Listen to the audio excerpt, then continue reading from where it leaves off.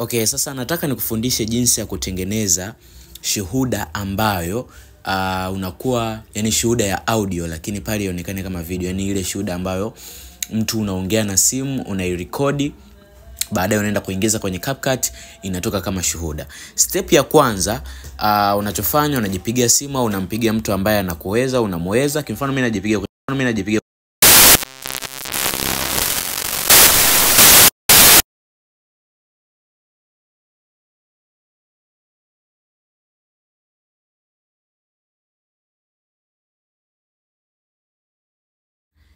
hapo inakuwa step ya kwanza umeikamilisha, lakini ile audio uwe tayari unayo. Unakuja unaingia kwenye CapCut.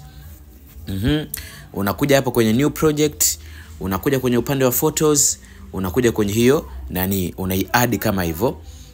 Ukisha add kama hivyo, hichi kialama cha CapCut unakifuta. Kwa unaibonyeza hii, unaivuta kulingana na audio yako ina ukubwa gani.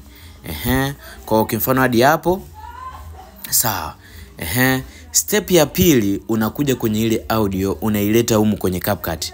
Unaingia kwenye sound recorder, kwenye file ambalo audio yako ipo. Kwa mfano mimi nikivuta hivi, ile audio yangu siko wapi hapa.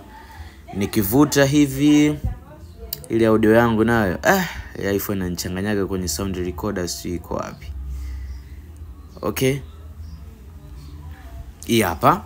Sawa, nilikuwa naongea na Esbat hapa. Naichukua hapa na bonyeza share. Nikibonyeza share, wewe unaingia kwenye faili lako ambalo ukiongea na mtu audio zinabaki, yani ukirekodi pale. Kwa nakuja hapo kwenye share, natafuta CapCut hapa.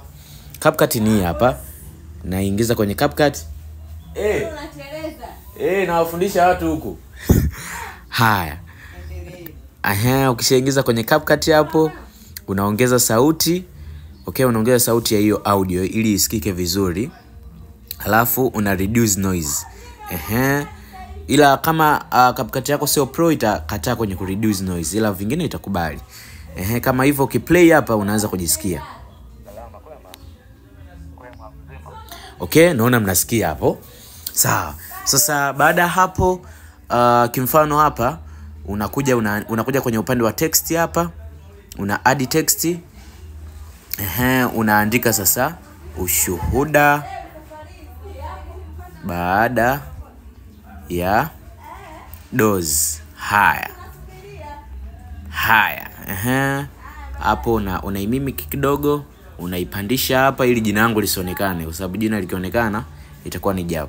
Kwa sasa hii neno ushuhuda hii unaianzisha mwanzo kabisa, mwanzo wa video. Inaenda hadi mwisho. Hii audio ni ndefu, kumbe ilikuwa ni ndefu. Lakini unapoongeza shuhuda hizi za audio zisiwe ndefu sana. Kuna vingine tulikosea kwa hiyo nitavikatakata.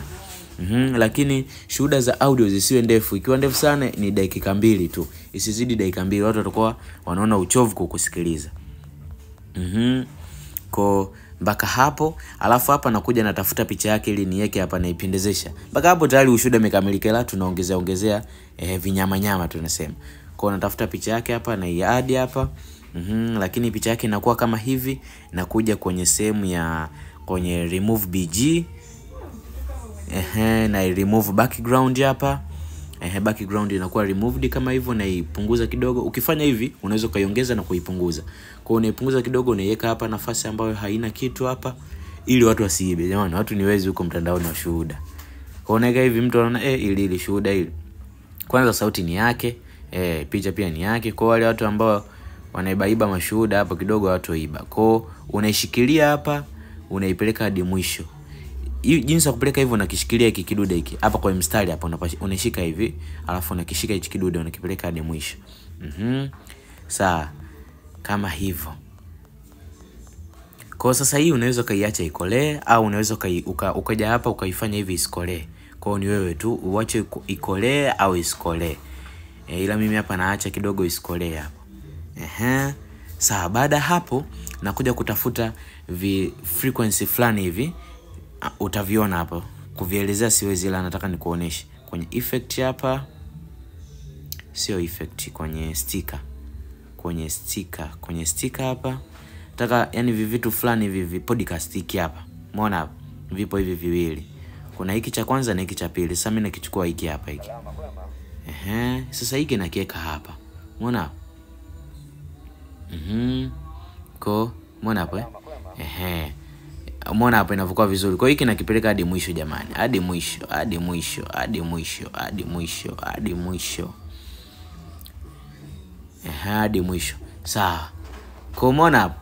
Hiyo ni shuhuda ya audio inakuwa imekamilika, ipo vizuri kabisa hapa. Hapa imekamilika hapa. Hapa naweza nikaitoa. Sasa hapa nakuja nabonyeza hapa kwenye export hapa. Nikibonyeza export inatoka kama hivyo. Kwa hiyo kufikia hapo nakuwa umemaliza shuhuda yako. Kwa fanyeni kama hivyo. Shuhuda zinauza sana. Shuhuda zinauza. Tengeneza shuhuda nyingi. Shuhuda nyingi ziwe za delivery. Umepokea mzigo. Shuhuda nyingine ya mteja amepona au ameanza dozi, dawa amezipata. Yani shuhuda ziwe za kutosha ndio wateja wanakuamini, wanafanya maamuzi. Asanteni sana.